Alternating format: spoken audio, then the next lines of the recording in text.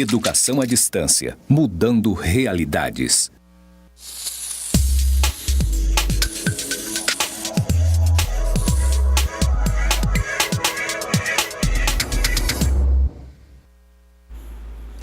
Olá, bom dia! Olha nós aqui de novo, hein? Para mais esse dia maravilhoso de aula. Eu já estava com saudade de vocês, viu, meninos e meninas? E aí, dormiram bem, descansaram, né? Tá com a mente bem fresquinha ou vocês ficaram ali, né, tentando dormir nos pensamentos ali, conversando com você, né? Como a gente fala, eu falo com a minha filha, contando carneirinho ali à noite, com tudo aquilo que a gente discutiu ontem. Bom dia, professor. Bom dia, tudo bom? Dormiu bem? A todas e a todos, dormi bem. Também tomei um café da manhã reforçado, né, para que a gente possa aqui estar firme e forte, né, para discutir, para refletir, todo mundo junto, né? Muito bom. Bom dia também para a nossa equipe aqui que está nos acompanhando, nos assessorando. Sim, equipe maravilhosa, né? Vocês estão de parabéns. E aí o nosso bom dia também, né, professor?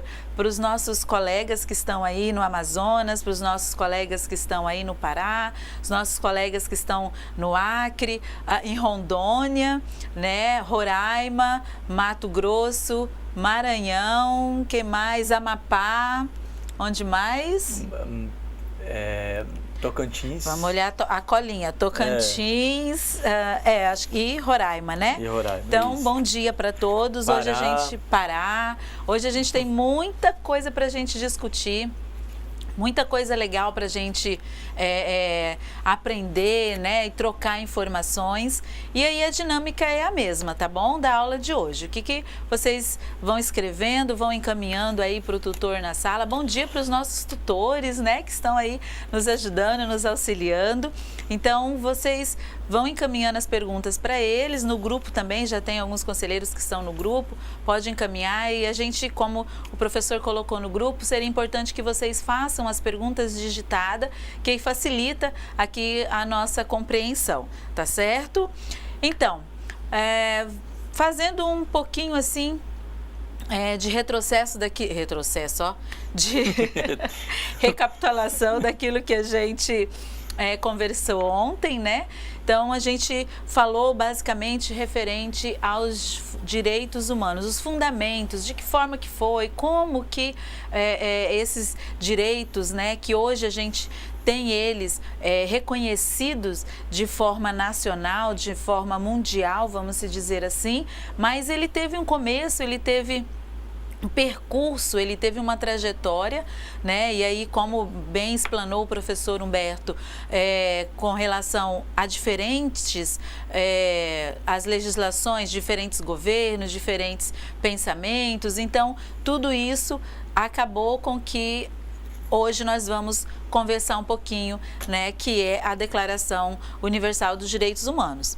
Então, dentro disso, nós vamos entender que a maioria das leis, das legislações, elas se fundamentam, elas buscam um pouquinho a raiz ali da Declaração Universal dos Direitos Humanos, né? Então, assim, ao longo do tempo vai mudando, porque vai mudando também as perspectivas, vai mudando também o entendimento e o pensamento da população, né, das pessoas, mas que a raiz dos direitos humanos a gente tem aqui na Declaração Universal dos Direitos Humanos.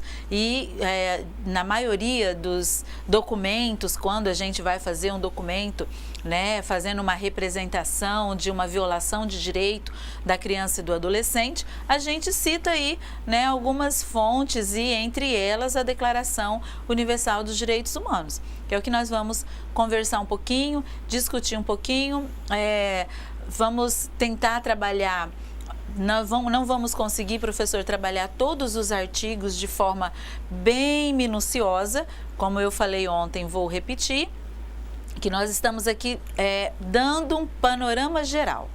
A gente está dando um panorama geral e aí cabe você, conselheiro de direito, você, conselheiro tutelar e os profissionais do CRAS e CREAS que estão conosco, possam estar buscando, se aprofundando nesse assunto, ok? Então, vamos lá. Abram aí, por favor, na página 12, Vamos usar o nosso material de novo, lindo, parabéns para os nossos colegas do IFRO, né? Foi então um material muito bom, muito bem feito. Então, vamos lá, todo mundo abrindo aí o material na página 12 e nós vamos falar um pouquinho da Declaração Universal dos Direitos Humanos, ok? Já abriram todos, ok? Vamos lá. Esse material, se você tiver acesso à internet, né, no celular aí rapidinho, você pode, tem o link embaixo do nosso material que vai te permitir acessar diretamente ao o documento na íntegra, mas todo esse material vai ficar no AVA à disposição de vocês, ok? Tudo que a gente está utilizando aqui, nós vamos deixar à disposição de vocês no AVA para pesquisar e fazer novas pesquisas, enfim. Então, vamos fazer uma leitura bem rapidinho, eu aqui no meu material, você aí no seu material, ok? Em 1948, nasceu a Declaração Universal dos Direitos Humanos na Assembleia Geral da Organização das Nações Unidas, evento mundial ocorrido em 10 de dezembro daquele ano. O documento reconhece que reconhece que todo cidadão tem direito à individualidade, ao respeito e à dignidade, entre outros, que foram descritos em 30 artigos. Neste dia, muitos países aderiram à declaração, com a obrigação de publicarem os textos e divulgarem amplamente. Cerca de 8 países apenas não aderiram à declaração naquele momento. Porém, os direitos humanos foram vitoriosos, pois 48 países aderiram. Então, olha só, né, que já em 48 a gente já vem, né, antes disso, né, a gente já vem discorrendo e conversando com relação ao direito, que ontem a gente viu bem legal, né, o direito e o humano, ao direito humano da nossa população mundial. E aí ainda tivemos, e aí nos surpreende bastante com a história, que alguns países não se interessaram, né, em assinar essa declaração. E isso é bem preocupante. Claro que hoje eu acredito que 100% dos países, de forma como eles entendem o direito humano, né, da forma deles, eles já estão meio que aderindo, vamos dizer assim, a essa questão de trabalhar o direito humano. Até porque tem muitas sanções, né, professor? Muitas sanções do governo dos Estados Unidos, Mercosul, né? Tem os Mercos por aí, a gente chama, tem o G38, né, que é aqui de adolescentes, então tem os Gs também que trabalham aí nessa questão mundial. Então, o que acontece? Já estão, assim, por conta disso, né, o internacional, a imprensa internacional também pressiona bastante essa questão.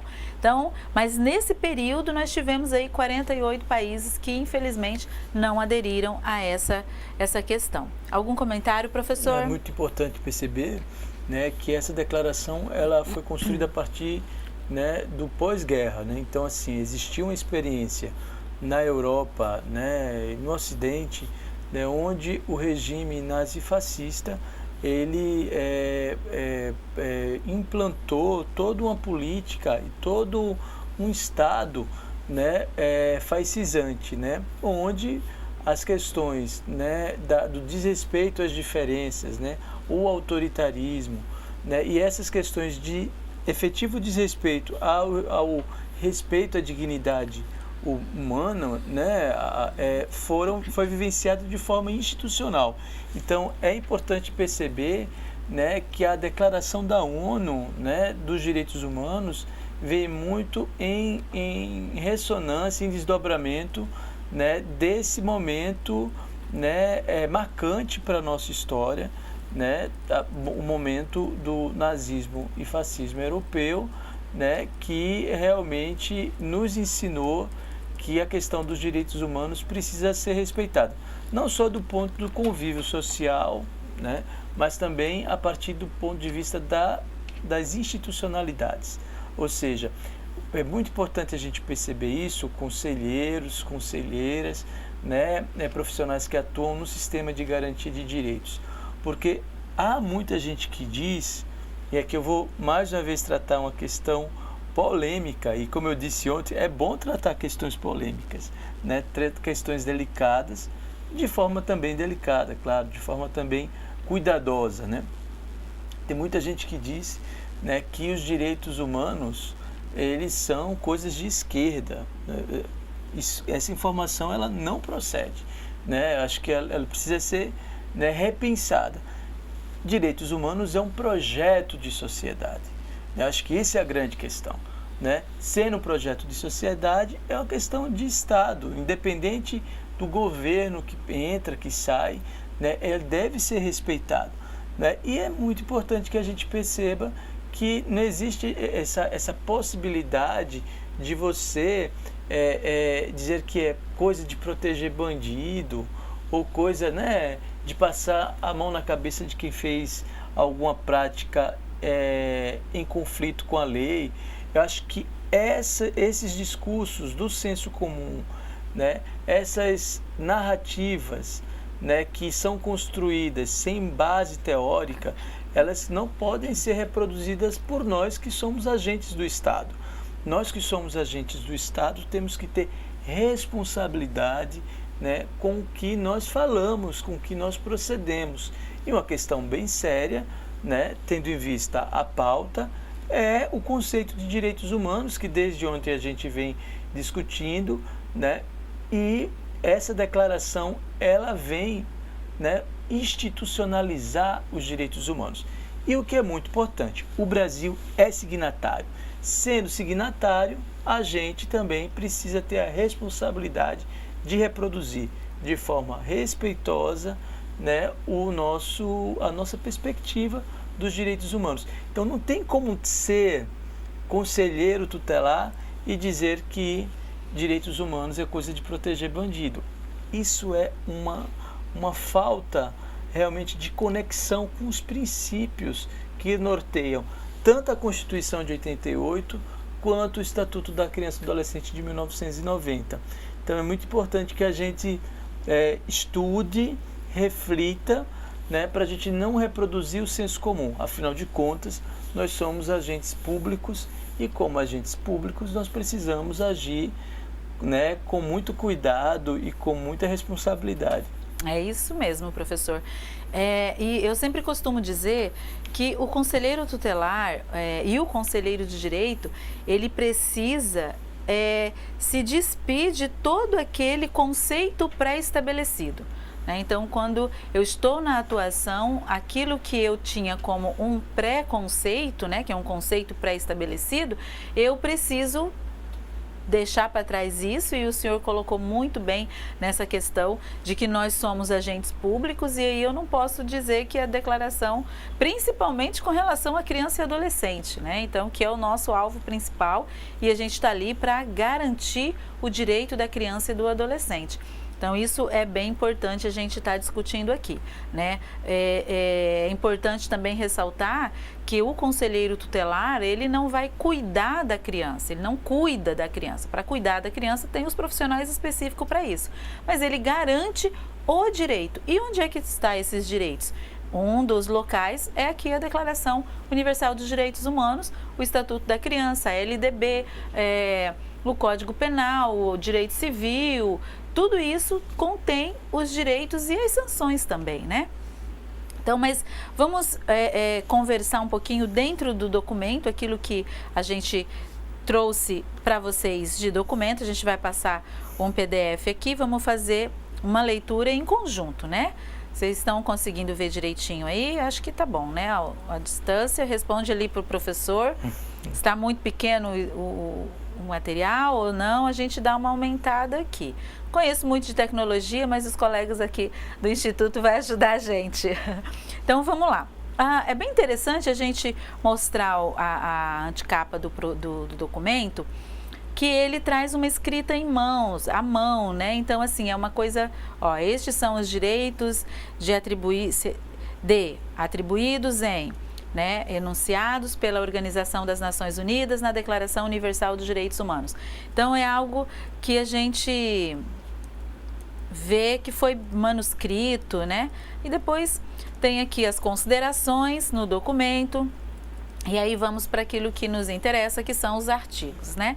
O artigo 1, professor, ele nos diz assim: todos os seres humanos nascem livres e iguais em dignidade e direitos. São dotados de razão e consciência e devem agir em relação uns aos outros com espírito de fraternidade.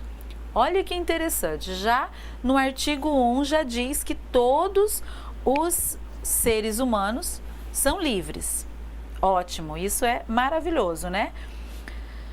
Depois disso, que ele diz, nós somos livres, ele vai dizer que todos são dotados de razão e consciência. Então, quando eu, conselheiro tutelar ou conselheiro de direito, vou atuar dentro da minha atribuição, atendendo uma situação, atendendo um caso, eu vou ter que lembrar disso. Opa, eu tenho razão e consciência. Então, eu preciso agir dentro daquele caso, dentro daquela situação, com razão, né? Sem, vamos dizer assim, um ditado bem popular, né? Sem puxar a sardinha para A, para B ou para C, mas dentro da razão, daquilo que de fato a legislação diz e a situação que o caso que você, conselheiro, está ouvindo, porque o conselheiro precisa ouvir bastante, né? Para ele poder conseguir fazer, aplicar a medida. Então, são duas coisas que a Declaração de Direitos Humanos, ela já nos traz desde 48. Então, vejam a importância e o cuidado, né, do legislador, né, do grupo de estudo, das pessoas que estavam envolvidas ali nesse caso. E uma outra questão bem interessante dentro desse artigo ainda, que a gente precisa compreender: devem agir em relação uns aos outros com espírito de fraternidade. Olha só, se eu sou conselheiro tutelar, eu preciso compreender que eu tenho que tratar todos com respeito. Eu tenho que agir com todos com o espírito de fraternidade, né? Então, o que é isso? Eu preciso, eu conselheiro, eu profissional da área da infância e da adolescência, eu servidor público, o que acontece? Nós precisamos estar sempre atendendo e cuidando dos nossos meninos e meninas com amor. Independente daquilo que eu acredito, eu tenho que estar cuidando com amor desse menino e dessa menina. E aí a gente, falando em questões polêmicas, o que a gente consegue pensar aí, professor? Nós já tivemos alguns casos, algumas situações dos nossos conselheiros que se recusaram a atender o adolescente simplesmente por questão da orientação sexual dele, né? Então, isso é muito preocupante, porque independente do que você acredita ou não, você tem que respeitar o cidadão. E isso já de 48, essa discussão do respeito ao próximo, ela já vem, né, há muito tempo. Na realidade, 48 não, professor, isso já vem desde séculos e séculos atrás, né? Lá com os 10 mandamentos, que a gente tem que amar o próximo como a mim mesmo. Então, se eu me amo, eu vou ter que amar o próximo tanto quanto me amo. Então, aí já vemos isso, e o conselheiro tutelar precisa introjetar isso na vida dele, que ele está ali como um profissional para garantir o direito desse menino e dessa menina, independente de outras coisas, né? Então, eu acho que a gente precisa, é importante a gente trazer essa discussão e essa conversa nesse momento, né? Eu acredito que mais na frente outros professores vão estar aí trabalhando com essa situação também. Vamos lá, que o tempo está correndo. O artigo 2º, ele vai dizer assim: todo ser humano tem capacidade para gozar os direitos e as liberdades estabelecidas nesta declaração, sem distinção de qualquer espécie, seja de raça, de cor, sexo, idioma, religião, opinião política ou de outra natureza, origem nacional ou social, riqueza, nascimento ou qualquer outra condição. Então, o artigo 2, ele reforça o 1, que diz que todo ser humano tem a capacidade de gozar os seus direitos, independente de raça, de cor, de sexo, de idioma, não importa, ele é o ser humano e ele tem o direito de ser livre, o direito de consciência, o direito de razão e os direitos que foram aí todos conquistados na Constituição de 88, a nossa Constituição Cidadã. Então a gente precisa entender isso, né? Infelizmente, professora, a gente tem, eu ouvi muito isso e em alguns casos eu analiso, eu até concordo, né? O Brasil, em especial, é um país racista, vamos dizer assim, ele é um racista que não se diz racista, né? Então, eu tenho um viés racista, mas não, né? Inclusive teve até alguns programas de televisão que perguntavam assim, na câmera, né? O que você acha e tal, né? Do negro, BBB, caixa de fósforo. E aí o que aconteceu? Não, é igual a gente, tal. Tirava a câmera, o cara, né, tirava assim, ele não sabia que estava sendo gravado novamente. Então, o Brasil, a gente ainda está um pouquinho hipócrita com relação a essa situação. E aí a gente precisa discutir bastante isso. E quanto garantidor de direito, eu não posso me dar o privilégio ou o prazer de aplicar o racismo ou qualquer outro tipo de discriminação dentro do meu trabalho e no momento em que eu estou atendendo aquela família ou aquele menino, aquela menina. Porque quando eles procuram o conselho, todos os direitos deles já foram violados. E uma coisa importante, assim, a gente conversar, dentro de todos os autores que a gente pesquisou, que a gente estuda, que são as nossas referências, uma fala é praticamente única. O Conselho Tutelar, ele não é a porta de entrada. Não é. Então, vamos começar a desmistificar isso e tirar isso da nossa cabecinha, né? O Conselho Tutelar não é a porta de entrada. A porta de entrada é o sistema de garantia, uma política pública que aí o colega vai falar depois e a gente vai entender lá no artigo 88, 87 do Estatuto, quem é que tem que fazer o primeiro atendimento, porque o Conselho, ele garante o direito. Quando esse direito foi violado, aí sim aciona-se o Conselho conforme o 98 para saber quem foi que violou esse direito. Então, já começa por aí. Quando eu vou atender, eu não posso ter distinção nenhuma de sexo, de idioma.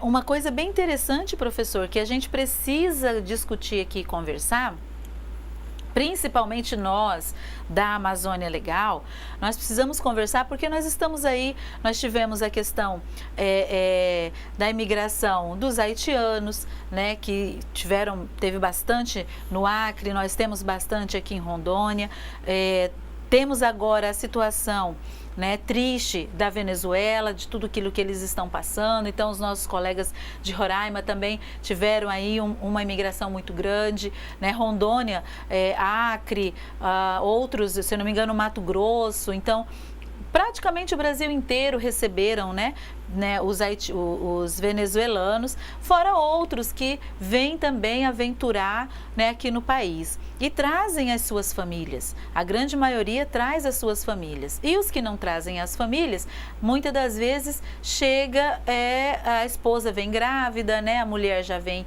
gestante e o que acontece? nasce aqui no Brasil. E aí eu, conselheiro tutelar, preciso garantir esse direito. Então eu preciso conhecer um pouco da legislação do imigrante, como que isso funciona, né? Então eu vou chegar, já tem a barreira da língua, né, professor? Muitas das vezes a gente não consegue falar um portunhol, né? Então já tem essa questão da barreira da língua, que é importante o conselheiro também dar uma olhada, dar uma pincelada. Então isso a gente... Ah, não, mas ele não é brasileiro. Ah, não, mas eu não tenho obrigação de atender. Não, eu tenho obrigação de atendê-lo e orientá-lo, né? Aquela família que está ali, e saber se esta família que veio de outro país, por N situações, se ela está sendo, se o direito dela, a partir do momento que ela adentrou ao Brasil, se está sendo garantido, né? Então isso, o conselheiro tutelar precisa ter esse olhar, precisa ter esse cuidado, certo? Tem uma questão aqui interessante, que um dos nossos tutores ou tutora, não tem como a gente identificar aqui, até solicito que envie com a autoria e o local para a gente também creditar a questão, mas é uma pergunta interessante. Ele diz assim, ou ela: a Declaração dos Direitos Humanos tem válido enquanto lei ou é apenas um princípio que deve direcionar a legislação de cada país? Qual é a diferença entre essa perspectiva, né, de que é princípio ou legislação, né? Agradecido pela boa pergunta. Então, a Declaração dos Direitos Humanos, ela é um princípio, ela é um orientador. Eu não posso dizer que ela é a legislação que deve... Não, ela é um princípio que vários países adotaram, assinaram e se comprometeram dentro do seu ambiente, aplicar e incluir na legislação. Tá? Então, assim, a Declaração de Direitos Humanos, ela é uma orientação, ok? Para que as leis sejam feitas. Mas é uma orientação que deve ser, os países signatários, os países que assinaram, né, professor? Eles têm o dever e a obrigação de cumprir, dentro da sua legislação, o que está escrito aqui. Ok? Não sei se eu consegui responder a sua pergunta. O professor quer complementar? E ela se efetiva na lei quando você aprova, por exemplo, uma Constituição de 88, um Estatuto da Criança e Adolescente. Estatuto da Criança e Adolescente, uma Lei de Diretrizes e Bases, né? A própria Maria da Penha, o Estatuto da Igualdade Racial. Todas essas legislações que devem ser seguidas de forma rigorosa trazem consigo os princípios dos direitos humanos. Agora é importante também lembrar que no Brasil nós temos o programa, né, Nacional de Direitos Humanos, né, programa 3, e temos também as diretrizes para educação e direitos humanos, ou seja, que são documentos balizadores, né, tanto do ponto de vista da educação, como também de um documento que norteia a construção das políticas públicas, como, por exemplo, o Programa de Direitos Humanos 3, né, que inclusive a Rose trabalhou com ele ontem, né? Não, vou trabalhar hoje. A gente vai trabalhar hoje à noite. Então, vamos lá. O artigo 3º, ele vai dizer assim: todo ser humano tem direito à vida, à liberdade e à segurança pessoal. Tá aí, né? Todo ser humano tem direito à vida, à liberdade e à segurança pessoal. E isso a gente vê escrito, e aí o artigo 3 se materializa na Constituição de 88, se materializa no Estatuto da Criança e do Adolescente, né, vindo com força de lei. Então, olha aí, já em 48 já se pensava essa questão. O artigo 4º, ele vai dizer assim: ninguém será mantido em escravidão ou servidão. A escravidão e o tráfico de escravos serão proibidos em todas as suas formas. Olha aí, nós temos também a Constituição de 88, que vai trazer essa questão da escravidão, né, ou servidão. Então, infelizmente, professor, apesar de todo essas legislações que protegem, proíbem, né, vamos se dizer assim, proíbem veementemente a questão da escravidão, uma vez ou outra, a gente consegue encontrar ainda, infelizmente, no nosso Brasil, pessoas em situação de escravidão, né? Então, a gente percebe que mesmo com a legislação, aquilo que a gente conversou ontem, a legislação não muda o comportamento, né? Então, mesmo assim, a gente encontra isso, a gente encontra situações de criança e adolescente em situação de escravidão, né? Nós encontramos criança e adolescente em situação de trabalho escravo. Então, isso a gente... E aí vem o 12 de junho, que não é dia dos namorados, é dia, né, nacional de combate ao trabalho infantil. Então, a gente precisa compreender isso e de onde que veio isso. Não foi da cabeça de alguém, da noite para o dia, eu acordei com uma lâmpadazinha acesa na minha mente e a gente vai fazer isso. Então, isso todos os direitos que hoje estão no Estatuto são direitos que foram batalhados, pessoas, né, professor, morreram para que esses direitos que hoje a gente desfruta fosse de fato efetivado. Então a gente tem que entender essa questão. E principalmente nós precisamos entender quanto conselheiro tutelar como funciona essa questão da dinâmica do tráfico de pessoas, né? A nossa região é uma região de fronteira, então a gente precisa compreender isso e estar atento a esses casos e essas situações. Uma dica bem legal é que os conselhos dos municípios e dos estados onde tem, por exemplo, aqui em Rondônia, nós temos aqui Guajará-Mirim, né? Então, que entenda, que conheça o outro lado do outro país, quem é a autoridade máxima naquele país que trata essa questão da criança e do adolescente, né? É importante fazer essa integração para na hora da aplicação de uma medida. O professor tem alguma... Então, eu queria aqui registrar a contribuição, né, dos nossos tutores, dos nossos polos, né? Tocantins foi o polo que fez aquela primeira questão que nós trouxemos, o polo de Araguaína, não é isso? E o pessoal de Conceição do Araguaia, né? A Gisandra, ela traz ela até copiou para a gente aqui a Declaração Universal, né, contribuindo aqui, né, com os tutores, o grupo dos tutores e tutoras, e ela diz o seguinte: creio que foi um documento norteador elaborado pela ONU. Os países assinaram esses documentos e se comprometeram em formalizar legalmente esses princípios em sociedade. Muito legal aqui, né? O Brasil foi um dos países que assinaram a declaração, né? E como tal, a Constituição de 88 respondeu às premissas dessa declaração ao formular os direitos fundamentais a partir da Constituição Federal.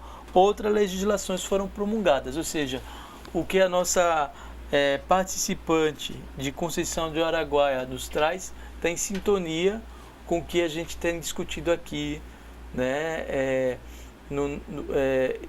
enquanto fundamentos que norteiam nossas práticas, não é isso? Exatamente. Isso é interessante e importante a gente trocar essas informações, né?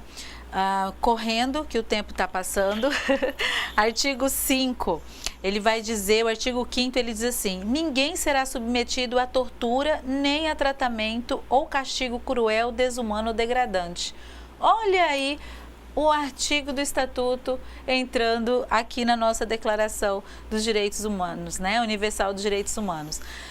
Ninguém será objeto de tortura. Hoje nós temos o mecanismo de combate à tortura, temos aí o conselho, tem um Conselho Nacional e os conselhos estaduais de direitos humanos que trabalham essa questão também.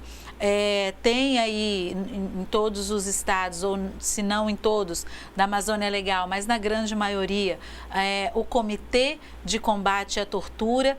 Então, essas questões nós precisamos, quanto conselheiro tutelar e conselheiro de direito, estar aproximados, né? Por exemplo, a gente tem a questão aí da tortura que acontece muito dentro das unidades de internação. Então, de que forma que o Conselho Tutelar, garantindo o que está escrito aqui nesse princípio norteador da Declaração Universal dos Direitos Humanos e o que está estabelecido no Estatuto da Criança e do Adolescente e em outras legislações. Então, a gente precisa ter esse cuidado e fazer também, professor, né, as nossas fiscalizações, né, nas unidades de internação, que é onde a maioria das denúncias acontecem ali naqueles adolescentes que estão em cumprimento de medida. Lembrando que eles estão privados de apenas um direito, né? Que é o direito à liberdade de ir e vir. Mas os outros direitos todos, ele tem que ser garantido dentro da unidade. A Isabel, do Polo Macapá, ela traz uma questão que a gente precisa, ela solicita que a gente elucide a questão do que se refere à questão da porta de entrada, né? Porque a Isabel, um discurso que diz o seguinte, né? Que o Conselho Tutelar é a principal porta de entrada, ou é a porta de entrada do sistema de garantia de direitos. E o que a nossa professora, né, quis tratar aqui é que o Conselho é uma das portas de entrada, né, Rose? Ela não é a única, não é exclusiva e não é a pessoa que precisa, uma criança ou adolescente que tem um direito violado pode recorrer a outras instituições diretamente que compõem o sistema de garantia de direitos.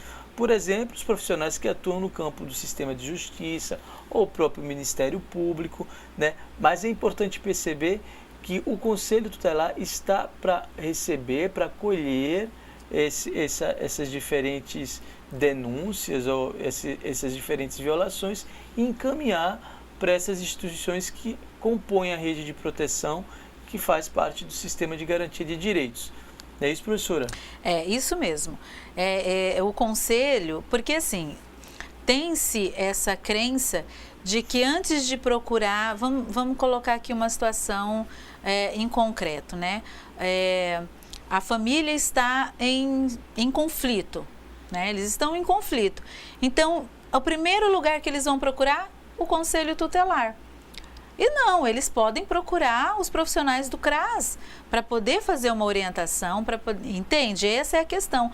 Tem que desmistificar. A rede precisa ser divulgada e aí o professor vai trazer isso. A população não sabe. O que a população sabe é que existe o Conselho Tutelar. Então, o Conselho precisa informar e orientar a comunidade. Olha, no caso XYZ, você vai procurar aqui os profissionais do CRAS. No caso XYZ, você vai procurar o CREAS, né? No caso tal, você vai crime, tem envolvimento de crime, uma tortura, né? Uma violência física, uma violência sexual, você vai procurar a polícia e o conselho vai aplicar medida de proteção naquele menino, naquela menina. Mas cada um procurar a sua instância, entende? Assim, não é, você não foi primeiro lá, eu não vou te atender. Não, não é isso, tá, gente? Por favor. Mas é exatamente isso que o professor explicou. E é importante, de fato, obrigada para a colega que trouxe, de Araguaia, né? Por ter trazido essa questão de esclarecimento mesmo. Mas isso aí você vai ver, a gente está aqui deixando só uns pontinhos de interrogação, vocês vão ver isso, a Isabel, nós vamos ver isso, Macapá. Isabel, de Macapá, no próximo módulo, né, no módulo 2, que vai trabalhar exatamente a questão da atribuição do conselheiro tutelar e do conselheiro de direito, ok? Só informando para os nossos tutores e nossas tutoras que algumas das questões que vocês estão trazendo, a gente vai retornar depois dos 20 minutos, né, de questão que a gente vai dedicar para vocês, né? Vocês vão ficar com 20 minutinhos para responder a questão e depois nos próximos 30 minutos a gente retorna com as questões que vocês estão trazendo, haja vista que aqui a gente só tem 15, né, agora. Vamos lá, vamos correr. O artigo 10, ele vai nos dizer assim: todo ser humano tem direito, em plena igualdade, a uma justa e pública audiência por parte de um tribunal independente e imparcial, para decidir sobre seus direitos e deveres ou do fundamento de qualquer acusação criminal contra ele. Então, em 48, já vem dando o direito, né, de todo cidadão a ter um julgamento justo, imparcial. E aí eu trago para o caso para nós, quanto garantidores do direito da criança e do adolescente, né?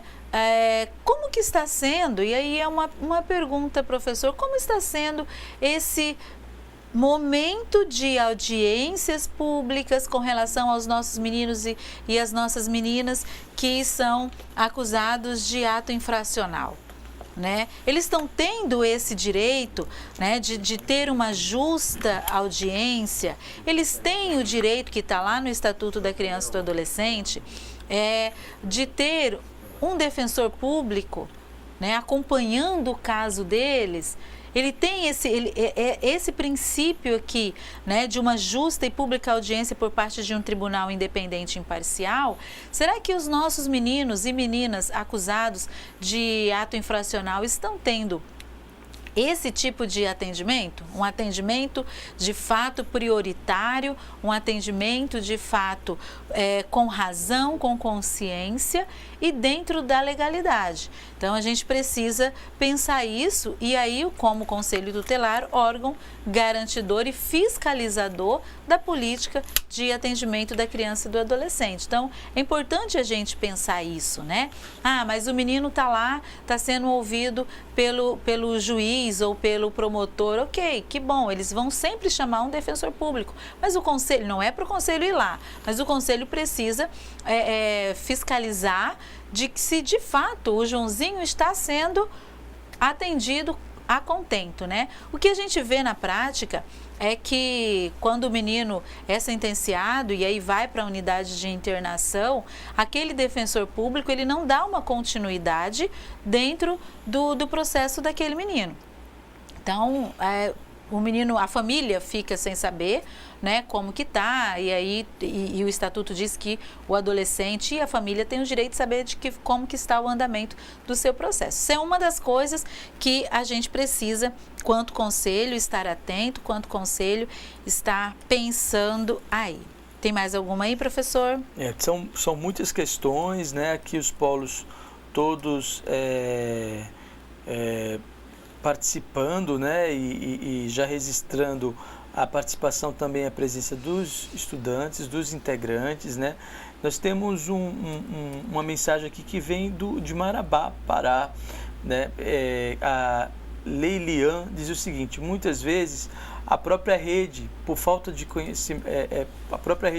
conhecimento, quando a família procura a rede, eles encaminham para o Conselho Tutelar, onde percebemos a importância dessa capacitação e outras voltadas para o entendimento e funcionamento da política. Essa pergunta que ela está trazendo é muito interessante, né? E quando a rede ela desconhece o seu papel, as atribuições dos integrantes que a compõem, né? É preocupante, né, professor? É aquilo que nós falamos ontem. Nós estamos aí, o ECA já está quase chegando, sendo atendido pelo Estatuto do Idoso. Não, brincadeira. Mas o Estatuto já está, né, beirando aí os seus 30 anos, e o sistema de garantia de direito, a rede, não sabe o seu papel. E aí eu vou deixar essa pergunta para o professor para a próxima aula, né, que ele vai trazer isso com bastante propriedade. É muito preocupante isso, né? Então, a gente precisa discutir mesmo e ter a capacitação, a formação continuada para esses profissionais é muito importante, muito interessante. Inclusive, professor, os conselhos municipais do direito da criança e do adolescente, eles podem, né, e vamos se dizer assim, e devem estarem proporcionando, promovendo encontros, seminários, fóruns e chamando o sistema de garantia, chamando as redes locais para participar e para o debate. Então, isso é interessante também, que os conselhos municipais comecem a pensar, né, nessa situação. Diga, professor. Não, o Luciano está trazendo informação super importante para a gente aqui, lembrando que hoje é Dia Internacional de Apoio às Vítimas de Tortura. Olha aí. Falar de direitos humanos no dia de hoje, né, acaba se tornando ainda mais importante porque a gente apoia essa luta, né? E aqui a gente agradece ao Luciano, né, que vem, né, essa contribuição vem de Grajaú. Um abração para todo mundo aí de Grajaú. Exatamente, olha aí que bom, né? Então a gente percebe que todas as coisas elas estão encaixando e elas se encaixam direitinho, né? Quando a gente tem a compreensão correta de como que funciona tudo isso. O artigo 14, ele vai dizer assim, ó, todo ser humano vítima de perseguição tem o direito de procurar e de gozar asilo em outros países. Então, é um direito que nós temos, né? Que Deus o livre, que a gente passe por essa situação de perseguição, né? Nós temos o direito de buscar um refúgio, de buscar junto às autoridades, né? Federais, estaduais e até municipais, de ter esse asilo em outros países. Então, é uma questão que a gente precisa, quanto conselheiro, nós precisamos entender que, de repente, uma criança ou um adolescente, ele esteja passando por essa situação, seja uma perseguição por tráfico, pelo tráfico, seja uma perseguição por outras questões, enfim, desde que essa criança ou esse adolescente, essa vítima, esteja passando por isso, o conselheiro precisa conhecer quais são os equipamentos que eu tenho à disposição para garantir o direito de vida desse menino e dessa menina. Então, nós temos aí, a maioria dos colegas já conhecem, né, que é o PPCAM. Não vamos falar sobre ele, nós vamos ter um módulo onde vamos destrinchar um pouquinho do PPCAM. Mas é um dos programas, né, que tem à disposição para que o conselheiro tutelar possa estar garantindo o direito de vida, como nós vimos lá nos primeiros artigos. Vamos lá, tem muita coisa aqui para a gente conversar. Olha só, todo ser humano tem direito à propriedade só ou em sociedade com outros, né? Então, o artigo 17, ele traz isso. Ninguém será arbitrariamente privado de sua propriedade. Então, o Estatuto, a Lei Maria da Penha, ela traz isso muito claro agora, né? Com a questão da violência patrimonial, né? Então, já lá em 48, a declaração já vem dando essa diretriz: ninguém será arbitrariamente privado de sua propriedade. Então, a Lei Maria da Penha, professora, ela traz isso bem claro, e é uma conquista, é muito interessante isso, né? Que a violência patrimonial também entra como um crime quando dentro de um ambiente de violência doméstica. Mais alguma coisa? Não, nós temos várias questões aqui que vêm de Breves, né, em Marajó, né, de outros municípios, de outros polos, mas a gente só tem 2 minutinhos. Fica tranquila, que assim que a gente voltar, a gente vai ter 30 minutinhos para sistematizar e tentar responder a pergunta de vocês, não é isso, Rose? Isso mesmo. Vamos, na medida do possível, a gente vai tentando responder, né? E de repente entra em uma pergunta, o que um perguntou, a gente já respondeu aqui, já ajuda o colega aí de classe. Então, nós temos aqui várias coisas bem legais que a gente pode estar discutindo, fazendo rodas de conversas para discutir mesmo, de fato, né, como que a efetivação desses direitos estão vindo. Eu tenho 1 minutinho, eu acho que eu consigo aqui passar um vídeo antes de deixar a atividade. Não dá tempo? Então, quando a gente voltar, a gente passa o videozinho bem legal. Nós vamos passar uma atividade aí na página 13, tem uma atividade, né? Após conhecer os princípios da Declaração Universal de Direitos Humanos, cite 4 de seus princípios que, segundo sua avaliação, são prioridades em qualquer legislação referente à temática. Então, a gente deixa aí, professor, essa nossa tarefinha para vocês, 20 minutinhos para conversar. Quem tem acesso à internet, né, consegue aí com uma facilidade maior, mas vamos lá.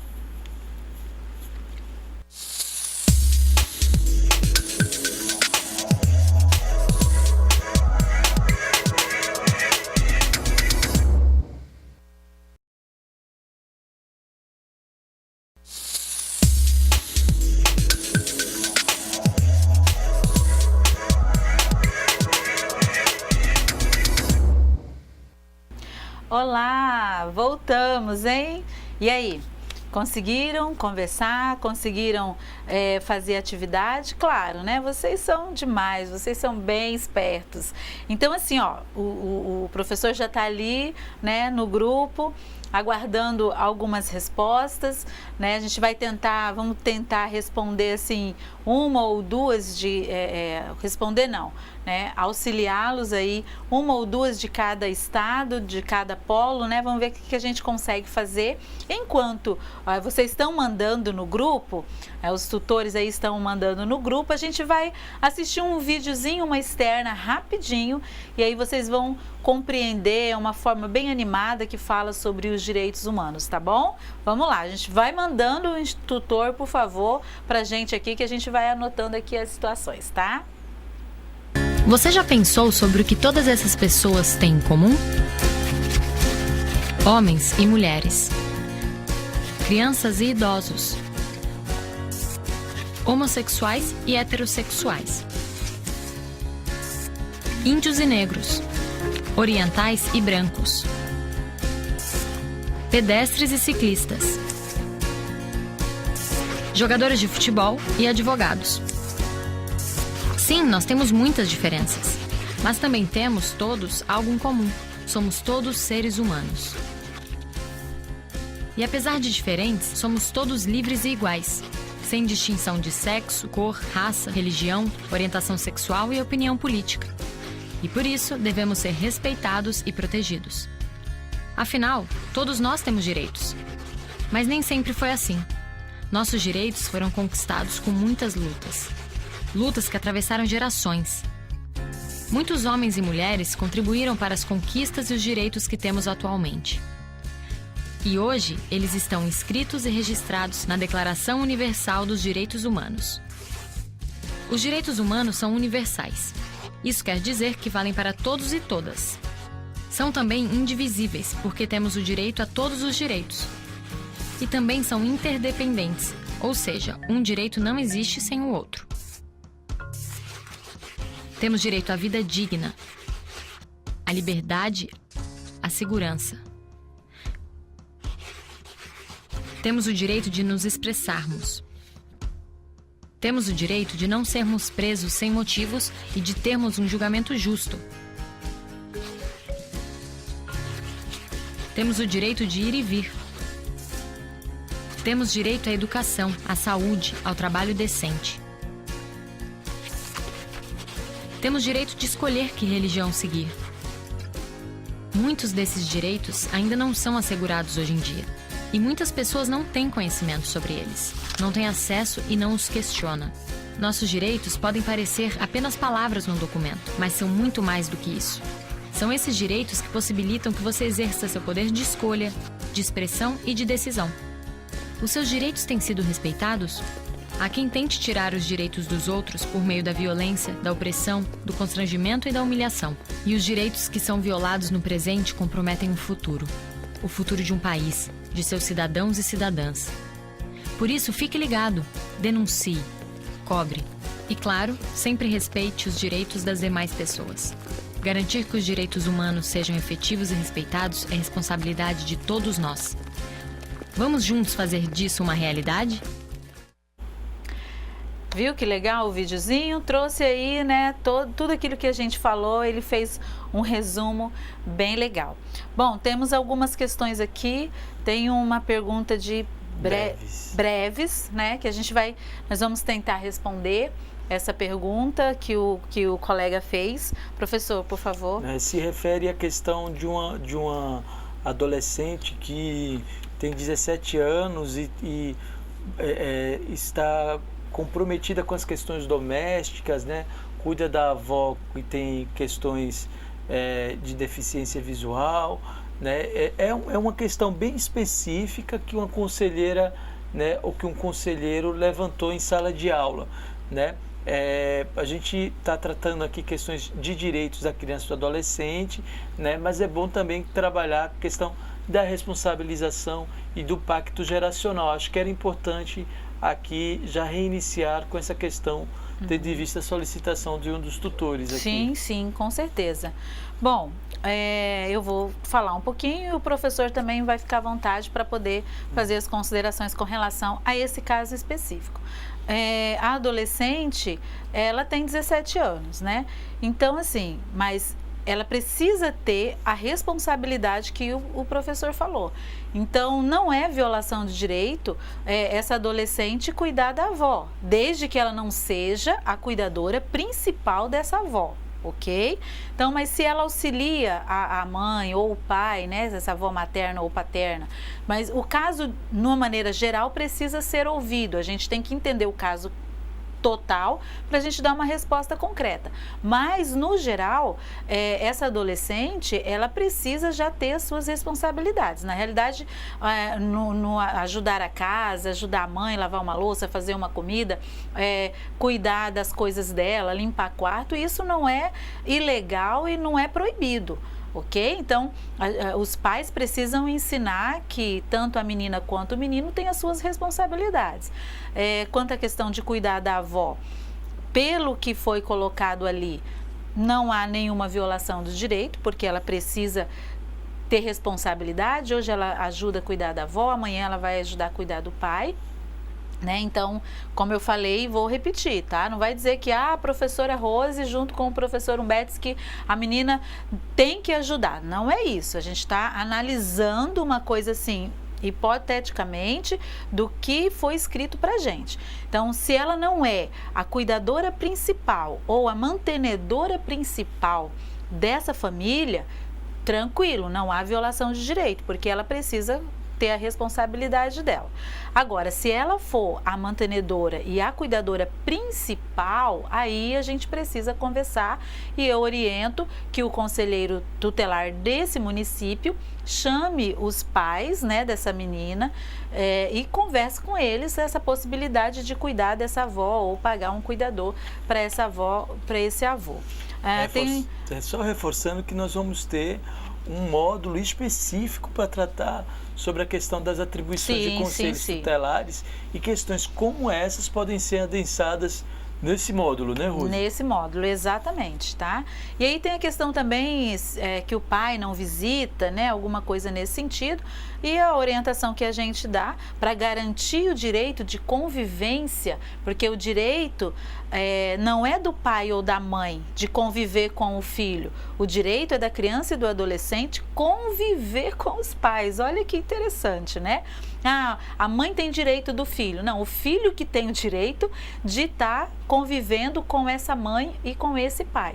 Então, eu sugiro que o conselho chame essa família para conversar. Notifique, faça uma notificação, né, conforme nos orienta o estatuto, e aí chama essas pessoas, esses pais, para conversar, para resolver essa situação ali familiar, ok? Nossas perguntinhas, professor? Isso. Agora, voltando especificamente para a questão geradora, que a professora Rose colocou antes, né? E que os nossos tutores e tutoras estão aqui trazendo já as devolutivas, né? Por exemplo, o pessoal do IFMA de Imperatriz, eles respondem da seguinte forma: porque são os pilares para a sustentação de uma vida em comunidade harmoniosa, precisa ter humanidade, independência, de justiça, que ela seja aplicada, dignidade para o indivíduo ser olhado e respeitado com suas peculiaridades e que o mesmo tenha seus direitos invioláveis para que possa exercer sua autonomia. Elas reforçam bastante aqui a questão da autonomia, que diz respeito à democracia, né, que está presente na Constituição Federal. E eles reforçam aqui o princípio da humanidade digna, né, da inviolabilidade, da liberdade, da autonomia. Esse é o pessoal de Imperatriz, que a gente, inclusive, agradece bastante. Não é isso, Rose? Isso mesmo.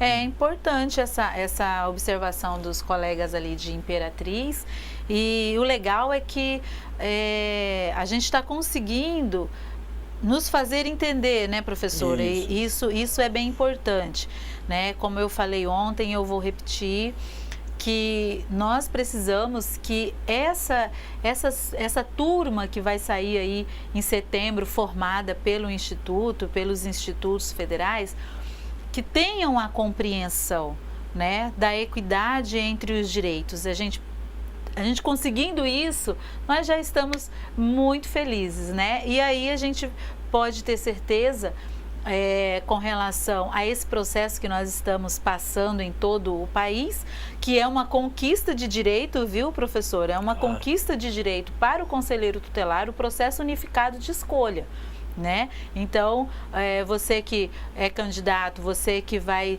Não estou fazendo campanha para ninguém, tá? Mas você que se inscreveu, né? E vai concorrer aí em outubro para conselheiro tutelar, você já vai sair aqui com um pensamento diferenciado. Sabe o que a gente ouve bastante? É que o conselheiro, quando... eu fui eleita, mas eu não tive formação, né? Eu não tive capacitação. Isso dificulta bastante o trabalho, né? Porque eu não sei, entrei num ramo novo, não sei como agir nesse sentido. Mas eu acredito que a partir desse curso a gente vai conseguir um grupo bem legal de profissionais que estejam aí aptos, né? Para atuar de forma efetiva com os direitos das nossas crianças e dos nossos adolescentes. O que mais, professor? Nós temos várias questões aqui, temos...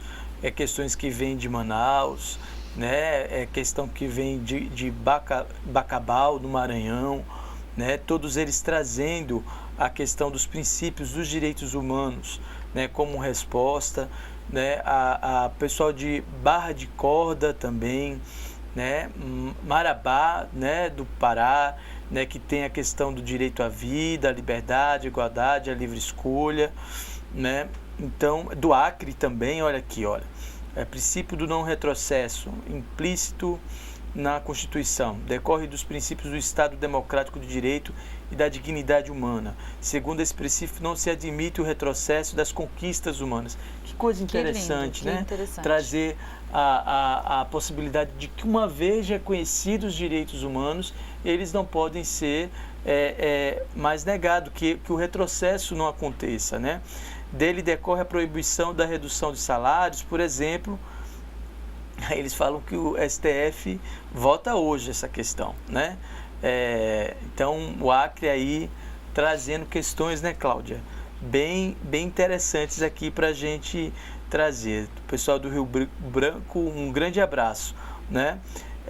Nós temos também aqui diferentes tutores que estão trazendo imagens também, né, de como é que está acontecendo as atividades no polo, né? Roraima também tem aqui diferentes imagens que a gente fica inclusive bastante feliz em saber dessa devolutiva dos nossos tutores e tutoras, né, Rose? Que legal, que bom, muito legal isso mesmo. Com relação ao direito à vida, falando em questões polêmicas, né?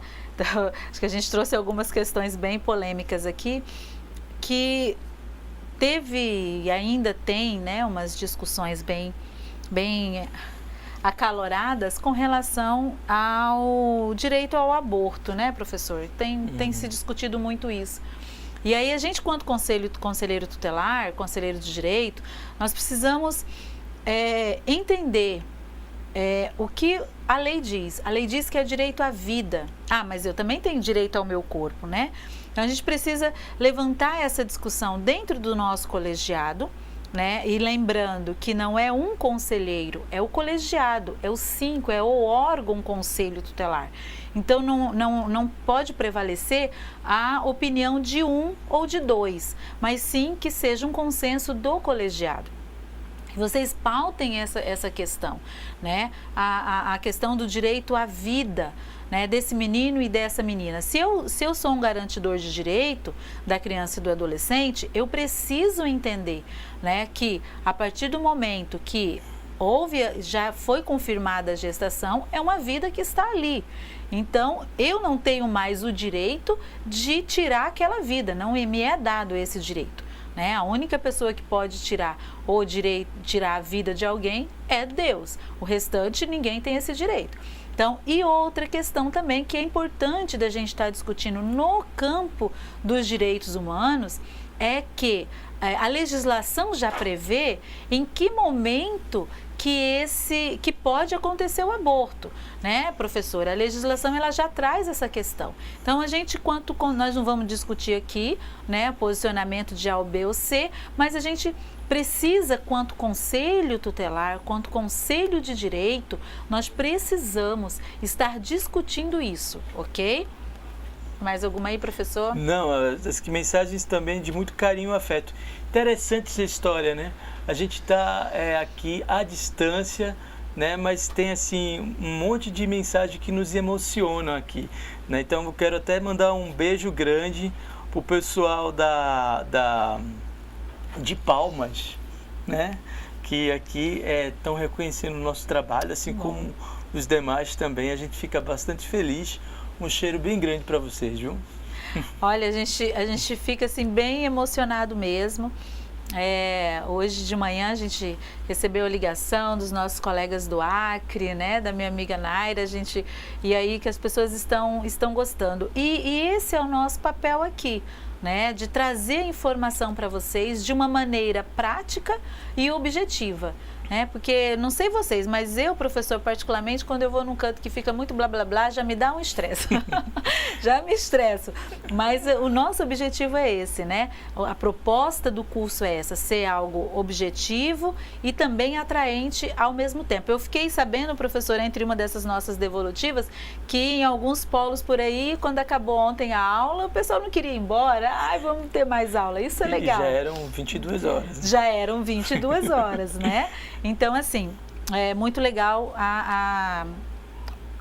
o retorno de vocês. A gente tem uma questão aqui que eu penso que seja importante trazer sobre o CMDCA. Ah, sim. Né? Vem de Vilhena, Dirley. Raul, um beijão pro meu amigão de Vilhena. Aqui, né? De Rondônia, né? O CMDCA é responsável pela implementação das políticas sociais e básicas, fazer um diagnóstico, elaborar um plano, monitorar e avaliar a sua execução. São atividades que consistem na fase do planejamento, ser participativo nas ações do município executadas, principalmente se o recurso está sendo investido de maneira correta. Ser parceiro com as entidades que oferecem atividades com nossas crianças e adolescentes. Incentivar, de modo geral, fazendo acompanhamento sempre. Eu acho que é importante trazer aqui essa questão do pessoal de Vilhena, porque para os conselhos municipais dos direitos, é importante eles perceberem que toda a atuação deles precisam também ser pautadas a partir da lógica dos direitos humanos, né? É bom a gente focar também como é que essas questões que aqui estão sendo discutidas se desdobram no cotidiano do Conselho Municipal de Direitos. Eu penso que, em linhas gerais, a questão da institucionalidade deve ser respeitada, né? Que esse conselho deve estar bastante em sintonia com a gestão, mas também com os movimentos sociais, com as entidades, né, fazendo uma atuação republicana, né? Sim. Isso é uma questão muito importante, né? Como um conselho tem que ser republicano e acreditando nos princípios dos direitos humanos para a sua efetividade, não é isso, professora? Exatamente. Eu queria que o senhor voltasse bem no comecinho da fala do colega lá de Vilhena, só para eu fazer uma observação. No meio de 500 mensagens, você vai conseguir encontrar a mensagem. Aqui. Acho. O CMDCA é responsável pela implantação das políticas sociais básicas. Isso. Assim, uma observação. O Conselho Municipal, ele é de fato responsável pela implementação das políticas, mas a gente entende que é uma política pública, tá? Não apenas uma política de assistência social e básica, ok? Então, a política de assistência social e básica está dentro da política pública. Então, não só na esfera da assistência, mas a política da educação, a política pública da saúde, a política pública de habitação, de nutrição, o direito de nutrição dessa criança, desse adolescente. É só um esclarecimento mesmo, né, que não é apenas voltado para assistência, mas é um fomento da política pública no geral, ok? Certo, ótimo. tem uma questão aqui que vem de Ananindeua, né, do polo lá do Pará, que tem a ver com a questão dos migrantes e refugiados. Né? A Ana Carolina, né, traz uma questão importante aqui para a gente discutir, haja vista que você já trouxe, né, na sua exposição questões relacionadas a esse problema que a gente enfrenta, né? Essa realidade que a gente enfrenta hoje. Como aplicar o artigo 15 em relação aos migrantes que vêm do Brasil sem documentos e que venham a ter filhos no Brasil, né? Isso é uma pergunta que vem do Pará, mas registrando aqui, né, que os nossos colegas de Roraima estão trazendo para o debate aqui, né, a questão dos venezuelanos, né, e dos outros irmãos que vêm de outros países e aqui no Brasil precisam ser acolhidos, né, Rose? Exatamente. Como eu falei durante a nossa fala inicial, que o conselheiro tutelar precisa estar em contato com o consulado, né, com as autoridades dos países onde essas pessoas estão. Então, se esse migrante chega no país sem documentação e aí, né, a esposa, ou se não for o casal, né, a mulher chega grávida e não tem a documentação, de que forma que ela vai fazer o registro dessa criança ou dessa criança que nasceu ali? Então, assim, é importante que o Conselho Tutelar, para garantir o direito desse brasileirinho, né, que nasceu aqui no Brasil, vindo de outro país, seria importante que você entre em contato com o consulado daquele país, né, e busque algumas informações. Você chama a família, busca informações de cartório de lá, de outras. É um trabalho um pouquinho bem mais cansativo, porque a documentação dessas pessoas que entram no país precisa ser traduzidas em português, né? Então é uma questão e muitas das vezes é pago essa tradução. Então por isso que é importante que o conselho atue como garantidor daquela criança adolescente, garantindo a documentação desse pai e dessa mãe que veio e garantindo a gratuidade da tradução desse documento que está vindo com essa criança. Então, basicamente é isso, bem por alto, né? Vocês precisam entrar em contato com o consulado desse país e aí começar as tratativas, ok? Então isso é importante e eu sempre recomendo dentro das nossas formações que o Conselho Tutelar sempre encaminhe o caso para um atendimento do profissional especializado, um atendimento psicossocial.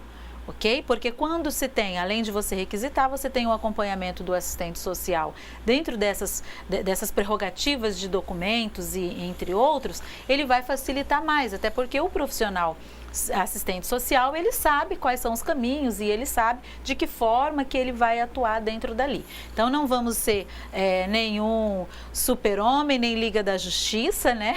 Então, os 5 lá, Liga da Justiça, mas vamos aí deliberar, vamos dizer assim, para que o outro cumpra a sua atribuição, sempre no acompanhamento e no olhar do Conselho Tutelar. E as questões que estão trazendo aqui, reforçando, né, os debates, né, por exemplo, a Isabel de Macapá está trazendo a seguinte questão: os povos indígenas também devem ser submetidos às leis brasileiras, logo pensa ser crime esse ato, estou correta? Segundo Isabel, né, em relação às questões das relações, das tradições indígenas e os direitos humanos. Então, como nós falamos ontem, né, os índios que estão morando na cidade ou como aqui em Rondônia nós temos um distrito, né, que foi todo planejado para que os índios morassem ali. Então, se ele já tem toda essa aproximação, entre aspas, com o homem branco, ele está sujeito às nossas leis. E isso está lá no Estatuto do Índio também que fala isso, né? Agora, se for os índios que são isolados, que ainda existem, são poucos, mas ainda existe, algumas tribos isoladas, precisa ser analisado e trabalhado. Então, a gente precisa ter sempre o bom senso, né? Tem algumas tribos indígenas que a menina pode se casar bem cedo, né? E a nossa legislação já não permite. Então, essas coisas precisam ser discutidas, tá? O que a gente precisa que vocês saiam daqui compreendendo que não é, de novo, uma receita de bolo, mas sim uns caminhos que a gente está dando. Então, não adianta você, conselheiro, na atuação do seu serviço, invadir uma tribo indígena e catar a menina ou catar o menino. Não adianta você chegar lá com uma polícia, um esquadrão aí, né? Aqui a gente chama COI, né? Um esquadrão especializado e tire o menino e a menina, né? De uma forma bruta, e aí você vai causar outros problemas, né, piores ou maiores. Então, é importante que se converse, né? Se essa situação está acontecendo dentro do seu município, eu sugiro que chame a assistência, chame a educação, chame a saúde, chame o órgão responsável por eles ali, a FUNAI ou o CESAI ou o órgão que está mais próximo, e converse, né? Sempre pautando o direito da criança e do adolescente. Esse é o costume e precisa ser respeitado, mas o costume não pode, né? Isso a gente tem que deixar muito claro, e aí é um posicionamento meu mesmo, eu creio nisso, que o costume ele não pode ser superior à vida. Então, se eu tenho um costume de praticar um ato que vai prejudicar a vida daquela pessoa a qual eu estou lidando diretamente, esse costume, ele já, por si só, ele já não tem mais validade. Então, o costume não pode sobrepor, né? As tradições não podem sobrepor a vida humana, ok? É um posicionamento meu. Diga aí, professor, que nós temos mais, temos 5 minutinhos. Algumas perguntas aqui, elas têm a ver com a questão das atribuições, né? A ausência muitas vezes do CMDCA no município. Eu penso que hoje à noite, quando a gente tratar sobre o sistema de garantia de direitos, a gente pode aqui buscar responder. Então, guarda essa pergunta para esse nosso momento à noite, né? Aqui eu me refiro ao pessoal especificamente de Bacabal, no Maranhão, né? Mais questões sobre culturas e direitos dos povos indígenas, né? Tem uma questão até que a gente pode até trazer aqui, que tem a ver com a questão dos direitos humanos e o reconhecimento, né? Fiquei até de trazer no nosso próximo momento, mas acho que agora é o momento de